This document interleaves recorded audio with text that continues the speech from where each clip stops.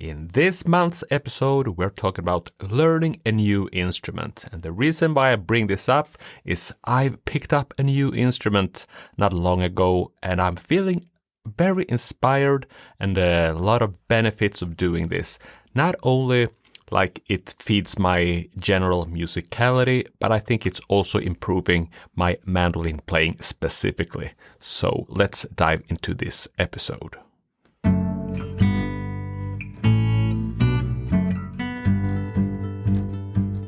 Hey there, music makers. I'm Griffin. I'm Magnus Zetterlund. And welcome to the Mandolin Secrets Podcast, a show where we take a deeper look at what's happening in the world of mandolin secrets. Each episode will tackle questions of the week, unpack the latest mandolin secrets and guitar club lessons, and answer your questions about mandolin, guitar, and all things music. In this month's episode, we'll be tackling learning a new instrument and also 5 tips for jam sessions. Before we dive into that discussion, though, be sure to head to mandolinsecrets.com/podcast to sign up for reminders about our upcoming episodes. And you can also just search Mandolin Secrets Podcast on your favorite podcast platform to subscribe and get updates there. Yeah, and also we're gonna have some tips for things to consider when purchasing an instrument. And we also asked the community, do you use the notes above the 7th fret? We'll see if we have time to go into all that. And I also have a new lesson about pinky power. This episode is sort of jam-packed with things. We'll see if we have time for everything. But I want to start first off, how are you doing, Hayes? I'm doing great, man. Yeah. It's good to be back in the recording booth. Mm-hmm. And also, I just want to thank you for supporting me. Like the other week, I sent you this instrument questions about the bass guitar, and you helped me out. Yeah, man, I was very excited to see some bass guitar discussion. This is like a topic you and I don't think have ever discussed ever before. Is playing the bass guitar. We never discussed it, but I do remember like a Fender bass in your rack with your guitars, and you put down bass on some of the backing tracks that we put together over the years, and I know you have an experience with bass guitar, which I don't have. But for different reasons, I've decided to learn this instrument finally. And I have so much fun with it. I actually want to bring out the bass guitar here. Yeah. Which also brings me to this fact that if someone is listening to the podcast, also know that there's a video version inside Mandolin Secrets Academy. You can see us having this conversation. And right now you can even see my Fender jazz bass that I borrowed from a friend of mine last week. That's a good looks nice, bass. Right? Yeah, I like that white and tortoiseshell pickguard too. Yes. That's a good combo. Like and you know that I've been for a long time been using like a lot of MIDI bass for my backing tracks and for my not only backing tracks, even like songs and tunes that I recorded, released even, it's MIDI bass. But I just felt like, it's time to leave that behind. And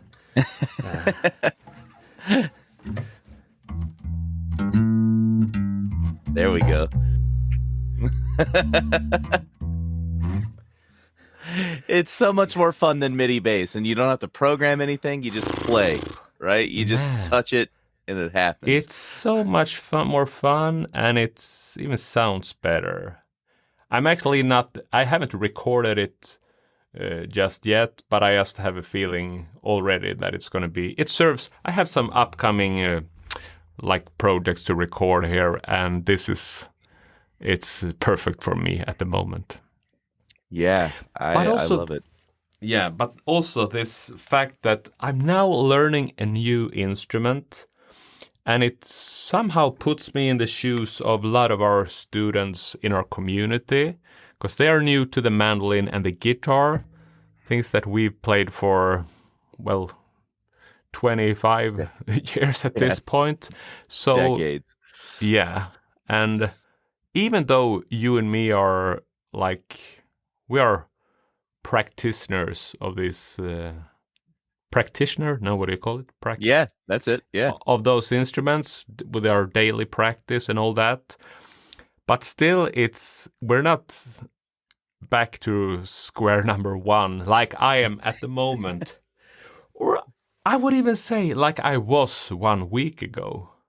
Yeah. Because at this point, I'm making, I mean, there's a huge, difference from where I'm now, where I was 1 week ago even. When it comes to just knowing the bass. And I mean, I could noodle around on a bass guitar even before this, but I realized I want to leave out the pick. I mean, I can use a pick pretty well from my guitar and mandolin playing, but now I want to get into how to produce a good like bass tone with the 2 fingers kind of thing. And, and not only like how to produce a good tone, but I realized for bass guitar, it's more about like how to mute the unwanted strings. Yes. Like, because a little bit different from the other instrument, we don't want this sound. No. So I'm now, finding a good spot for my, and also learning how to like use my thumb and my rest strokes going with the index and middle finger as well. Yeah, that's a key part, right? And also how I can mute some strings, both with a fretting hand, but also with a plucking hand and the fretting hand. And, I'm not gonna be here playing for the people, but but it's and I guess, well, being reminded of what it's like picking up an instrument it's good for me as a teacher, just so I can, like, for every beginner mandolin and guitar player out there, I hear you and I can just say, be curious and have patience. Because as long as because at this point there's so many questions, how to do it, why do it, and all this, it's gonna take time until we have figured out all these things and the questions are answered, sort of. But just the fact that there are that many questions, it's a good sign that you're on the right track, sort of. Yes, yeah, exactly. The passion is there, right? The interest is there. The interest there and the passion is there. So, and also one interesting thing. Well, when did you feel like you were learning a new instrument for the last time, Hayes? When was that? Do you remember? Yeah, there have been a couple feeble attempts recently to learn new instruments that have not really taken hold. Like during the pandemic, I got a clarinet, and I thought I was going to learn how to play the clarinet. That lasted like 2 weeks, man. Like the lung power needed to like play a wind instrument like that was. I would, just to get one note out, I would like blow one note, and then afterwards I'd be like, like catching my breath. You got a clarinet, or did you borrow one? Or I have one up. Yeah. I'm looking at it right now. It's staring at me from my studio. Wow. So that was bad, but I could see you going like a swing kind of thing on the clarinet. I can hear you. That was exactly what it was. I mean, yes, you know me too well. That was exactly why I picked up the clarinet. The good thing that came from that was that I just listened to a bunch of good clarinet music around that point in time and stole a bunch of lines from them. For my mandolin and guitar playing. And I think that also it's interesting, and you're touching upon a point that I kind of want to bring up also, because I think like learning a new instrument will somehow improve your musicality. Agreed. And just like you said there, you were starting to listening to clarinet players. And a clarinet player phrasing is different than a mandolin player, of course. So right there, there's something like broaden your musicality. Man, you were talking about like when you pick up the new instrument, there are just so many questions that come up. Like once I started really listening to like Benny Goodman specifically, it was those how many were in the group? Was it like his Hot Sextet or something? It was the one with the recordings with Charlie Christian on guitar and stuff. Wow. Just listening to his phrasing, I'm like, how do you bend a note on a clarinet? You know what I mean? Like on a guitar, I know how to bend a note, but it's like, how is he scooping into these notes on this thing, you know? And yeah, so the phrasing and all that stuff just brought up so many things I had never thought about before, you know? Yes, and that's the thing, things that we haven't thought about before, because I realized, I wonder if it's like that for you, but I mean, I think people can relate to it. Let's say if you're looking for a new pair of shoes, you want to find some good Nike sneakers or anything, and then you're on your way to this store. You're gonna look at people's shoes, you know. Well, what is that guy wearing kind of sneakers? Or it's the same thing when you're looking for a new car, or if you're you're starting to pay attention to things that otherwise is just passing your awareness. I mean, you know what I'm talking about, right? 100%. Yeah. There's probably even I think there's an expression or word for it. I don't know it, and I think that's what's happening. So for those, well, it's been a week basically since I picked up the bass, and maybe 10 days since I decided to do it, because at first I didn't have an instrument, so I had to go find that first. But anyway, I'm hearing bass lines more and clearer than ever before. It's so funny how that happens, right? It's like to songs you've listened to a million times, right? But now you're like, oh, I didn't realize there was a note right there, you know? That kind of stuff. And it's that just happens automatically, and that's one of the reasons why I encourage people to try a new instrument, because in one way it will broaden your general awareness of music, and it would be the same if let's say, or if a student of ours is starting to play a wind instrument like you, or a violin, for example, you will start paying attention to intonation, or something like that. That is for a mandolin player, it's not something that we put our focus to, but once trying to do intonation on a violin, it's So I feel, I know I'm on it's a fun and interesting path that I've kind of stepped into, but I also can feel immediately that it's changing things that will pay off in my playing.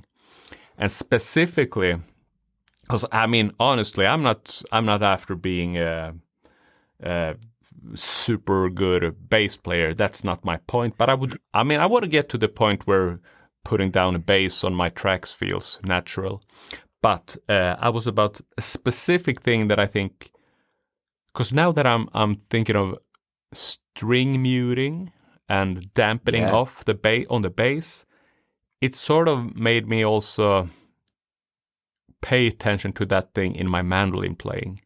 Even like a student even asked me on a call last week when playing like the 3-string chords, how do we mute that top E string, for example? Which finger do we use for that? And that's something that I've developed intuitively. No one ever showed me how to do it, and that makes it difficult for me to actually show someone also. But I think already I have a better way of giving that information to a student now. And it's because of... I'm glad to hear you say that too about that string muting thing specifically. That is something no one ever sat me down and taught me that, but the first time someone asked me about it, it's like you have to sit there and look at your own hand for a minute and like see what it's actually doing, right? To describe to this person. It's a surreal experience in a way because you're like, well, I think this is what I do, you know? Yes. And people have asked me before, and I even tried to answer it before. But with this, now I've, a little different perspective. One of the reason I want to also say, I found a fantastic internet site and YouTube channel for bass guitar. Oh, nice. Yes, this is a guy called Andrew Pouska, and his site is called studybass.com. Cool. Quite straight to the point. Love it. What an incredible teacher, and what a great resource for a guy like me. I guess so. It's also right now feeling inspiring to, for Mandolin Secrets, the website, the academy, and for my teaching purposes. So he's basically doing similar things like you and me, but he's been around since 2003, and very clearly explains the string muting thing to the point. To the point. That's great, man. Yeah, it's a hard one. Mandolin. It's funny because you say learning a new instrument helps you with certain things. I feel like mandolin was the one that taught me how I was muting my strings. Wow. You know, because I was doing it a lot on guitar for like swing playing and stuff like that. But when I like had to sit down and learn mandolin and chop chords and stuff like that, I had to think about like, what is which hand is muting the strings and what, all that kind of stuff. That's really interesting. Well, I'm checking out Study Bass right now, man. I'll have to. We make sure we include the web links in the description if anyone want to get started with bass or just check this awesome site. This guy doesn't know who we are yet, but Andrew Pouska, that's his name. Fantastic work. So thank you, Andrew, for helping me in this situation. Yeah. I want to also talk about purchasing an instrument because related to this. But first, you have an interesting video released very recently about 5 tips for jam sessions. Could you please tell us a little more about it? Yeah, a lot of folks in the community, it's like we're getting into the summer season, right? Like it's coming up on us quick now, and a lot of my students in the guitar club were talking about heading to festivals and going to jam sessions, and like they were generally talking about some things about jam sessions that stress them out or that they don't understand, because I think I've had a lot of students, they'll learn some of their favorite tunes and then they'll show up to the jam session, and then that's not the ones that jam session plays, so nobody knows how, you know what I mean? They don't feel integrated because they don't know any of the tunes and all this stuff. Yeah. So I had an idea just to make kind of like one of these list videos, for YouTube of like 5 tips for jam sessions that any a player of any level could get something from. That's great. It's I think both you and me and probably many of our listeners has been to jam sessions where things are going really smoothly, everyone is having fun, and we also been to jam sessions that don't really take off, sort of. So the flow is not there. No, so I can see that there's it's a valid thing to give some good tips around it. And what are your 5 tips? We don't have time to probably go deep into any, but quickly? What are they? Yeah. Some of them, the biggest one, I'll give this one on the podcast today, and then you guys can go figure out the rest. But one of the things that I did was say, do your homework. So I think there's a couple things that in that statement of do your homework. What I mean is, like, one, go to the jam session maybe with low expectations the first time and like observe. It's like maybe bring your instrument and like expect to play, but like it's like think of it like as a reconnaissance mission. You know what I mean? You're there. What tunes are these people going to play tonight? What kind of instrumentation shows up here? All that kind of stuff. Almost so you can manage your own expectations and then go home and like practice some stuff that's more relevant to that local jam session, right? I love that. Yeah, I mean, and this, right? Because every jam session is different depending on, each region has a certain number of people. They all play the instruments that they play, so you don't know what 20 tunes they've selected as their standards versus the other group. So yes, I think there's a lot of reasons to do that. Absolutely, and like you said, every jam session is different. However, like if there's it seemed to be like 95% of the people that show up was there last time. Yes. And they're going to play 80% of the same songs that they played last time. so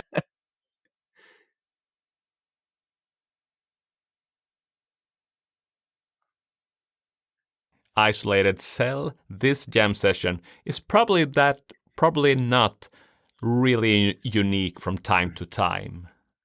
You will. So that's a really, really good point. And I also, like you said, dialing your expectations, because if you get there and you're disappointed of what it's like, it's probably your expectation that didn't match up with the reality. And we can't change reality, but the other thing is that it just sets you up better for that second time, because just going in with expectations that first time is kind of unreasonable if you think about it, right? If you've never been there, you don't know any of the people or anything like that. You could do yourself a disservice by showing up that way. Yeah. It's great advice. I love thanks, it. man. I've been even thinking about hosting some jam sessions in my studio space. Yeah. And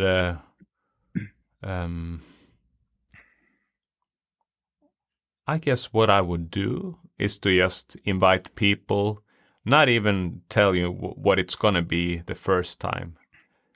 Yes. Because that's what I've been thinking of. So should I address like... But just see what people shows up, and for the second time we can probably like dial it in to see what we're gonna do. That would be I think that's great. George Welling, the bass player in Appalachian Swing, my bluegrass band. I know George. George. So George, he runs a lot of the local jams here in Columbus. And that was kind of exactly what he did. There are like 3 that he's kind of helped start in Columbus. And they've each grown into their own type of jam session because I think they were allowed to establish themselves that way. You know what I mean? At the beginning, it's like by not putting this like very strict definition on what this jam session is going to be, you can see what it's going to be and then let it do that well,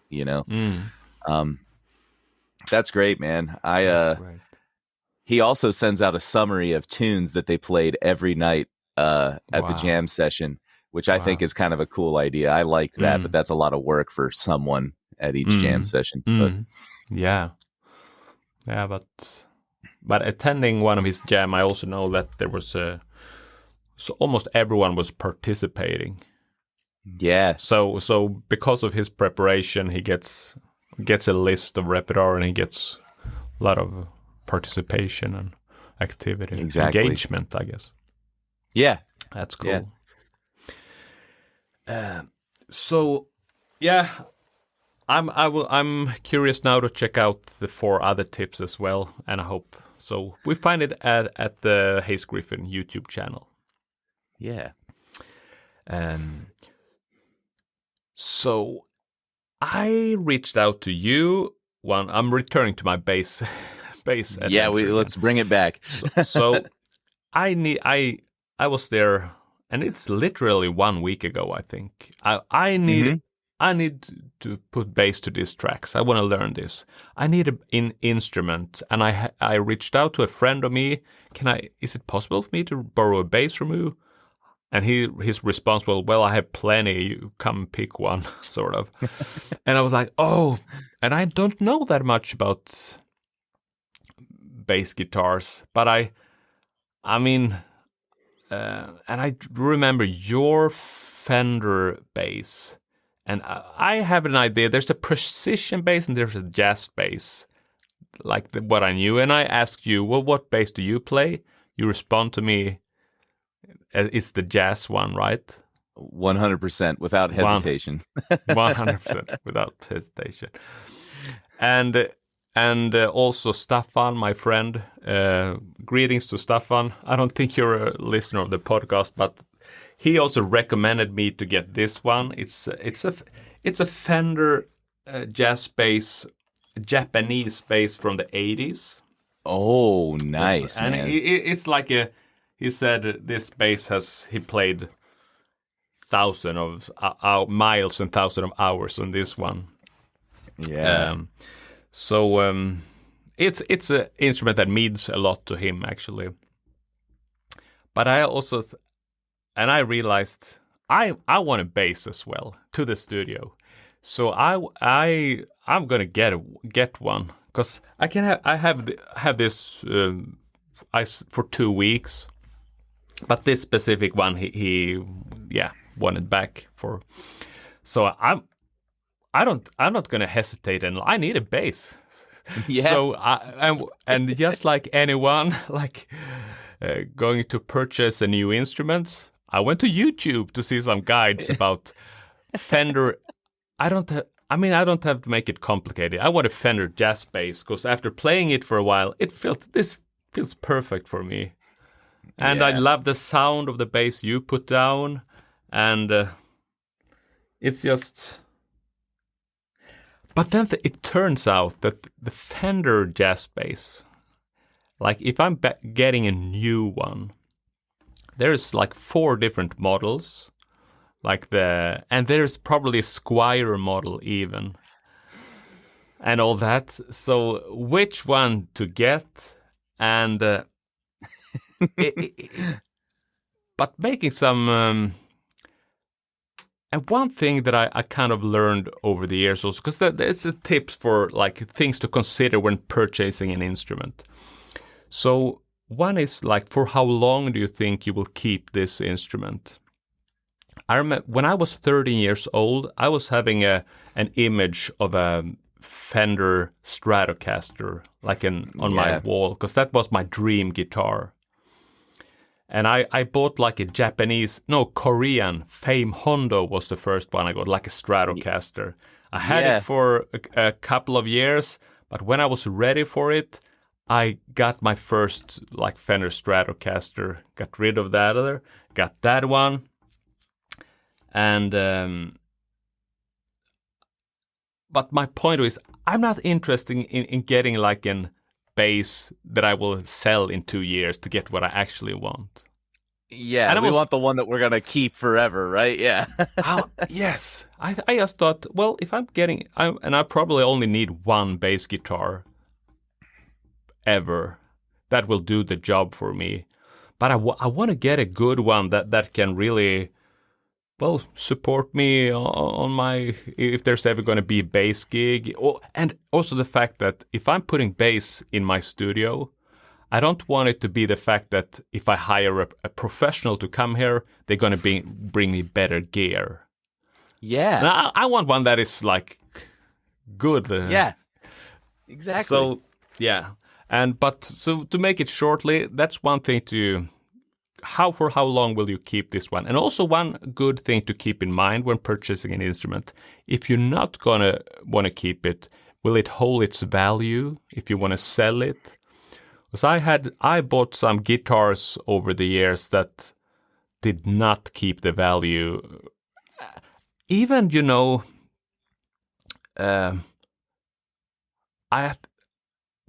was like quality instruments, but it's I had problems like selling some instrument because they didn't have a reputation even. Same. I've run into this. Like I think of a BC Rich guitar that I used to have, which was a great like super strat like electric style guitar. Couldn't sell it.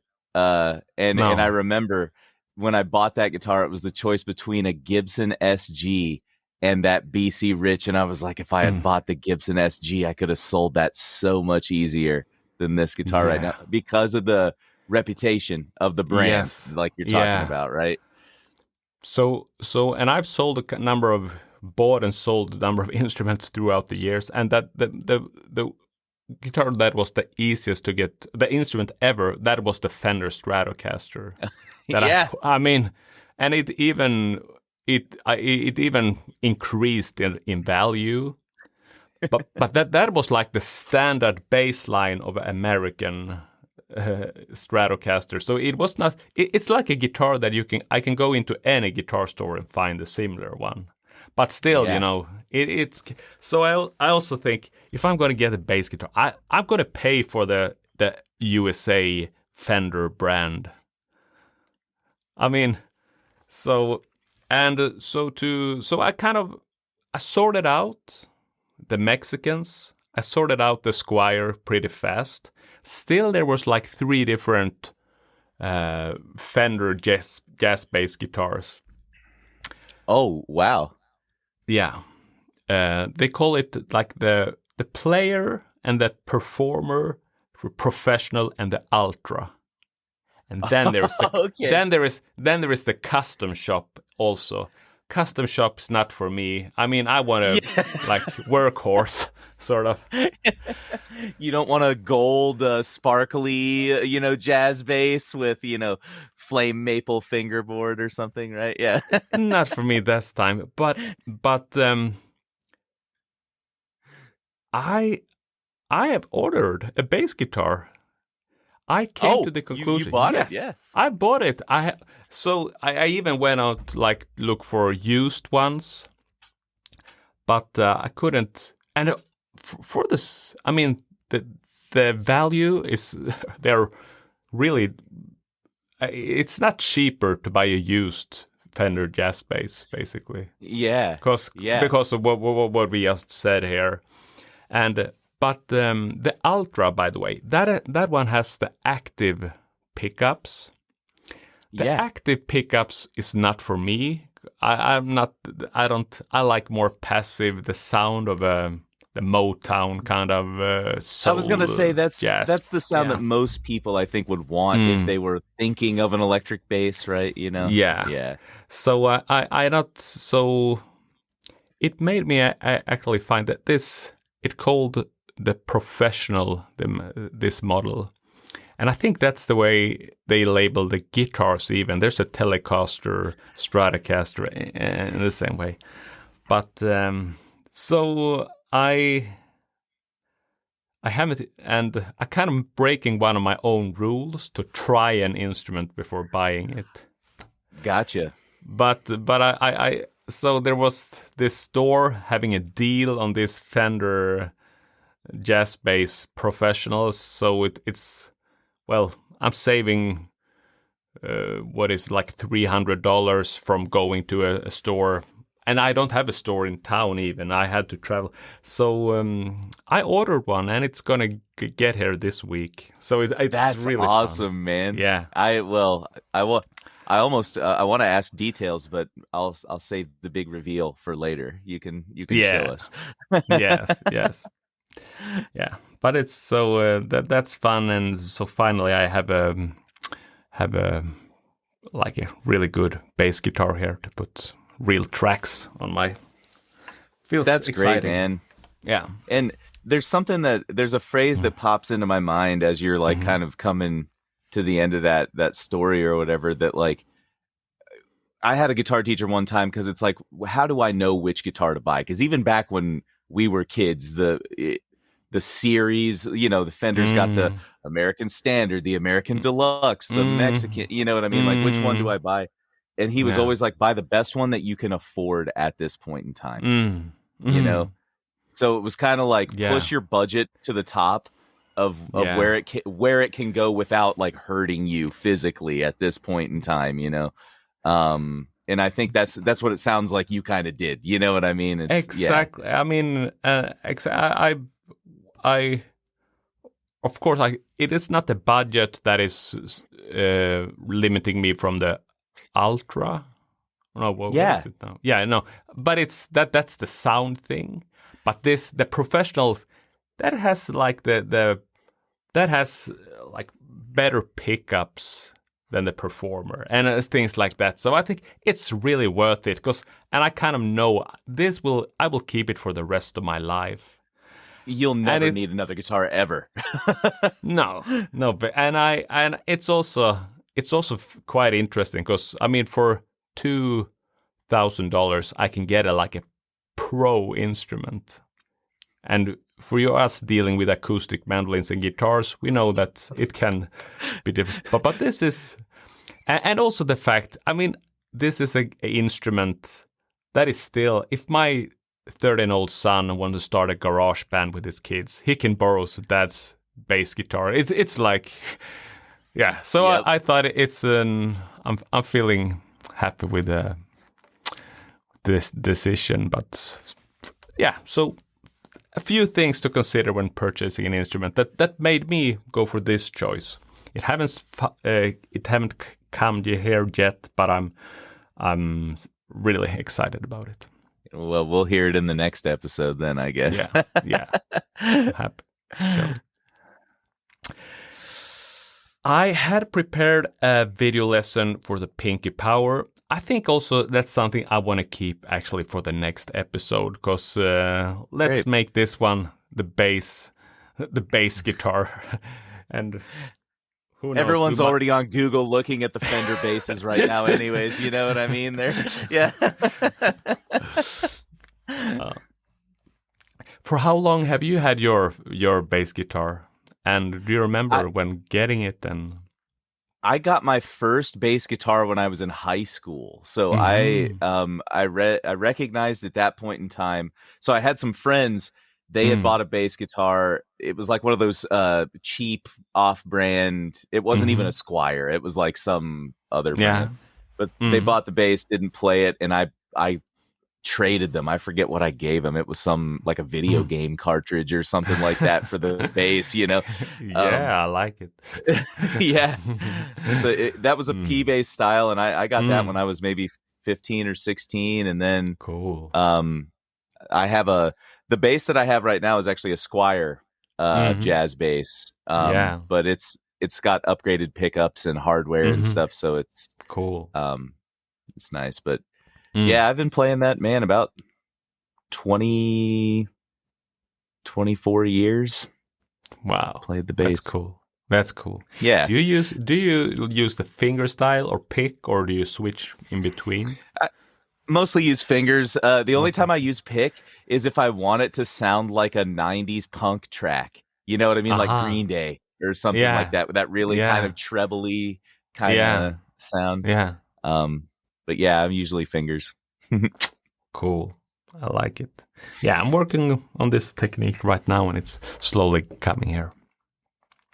Well, we'll check in with it later. You'll have to show us your latest accomplishments as we move forward with the podcast on the bass. Yeah, and I tell you what, already in this week, I will lay down some bass on I prepared a lesson for Amazing Grace. Great. Demonstrating like different chord variations. It's like an octave mandolin specific lesson, sort of. So already on that track, my bass will be. So at the time of publishing this podcast, maybe someone have even heard my bass playing. We'll see Yeah. about that. But it's so there's content in the pipeline, where including my bass guitar and some octave mandolin chords and all that. That's fun. All right. Yeah, but thanks, Hayes. Really nice chatting with you today. We'll anything else to add before wrapping things up? No, just head to the website, mandolinsecrets.com/podcast to check out all of our other episodes and keep up to date with us. That's the only thing I have to say. Yeah, and I want to remind everyone out there, always be a music maker.